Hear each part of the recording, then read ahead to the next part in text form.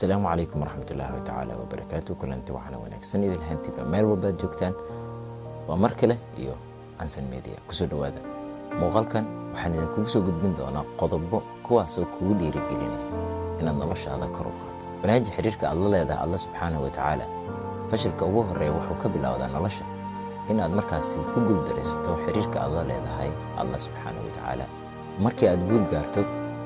ilaahay xus oo xusuuso una mahad celi aqo qof leh samir dabar adeeg ku wajihi kara caqabadaha ama duruufaha ku gadaaman noloshiisa yeelo jadwal ku haga waxaad qabanayso iyo sidaad u qabanayso samayso dadku ugu dhiirigeliya inaad noqoto qof leh han iyo himilo fog ka baqin inaad samayso qalad waayo qaladka aad samayso ama qaladaadka aanu samayno anaga waxay noo noqdaan xigmad taasoo markaas anaga nagu dhiirigelin noqo qof farxad samaysta ee ha noqonin qof farxad ay samayso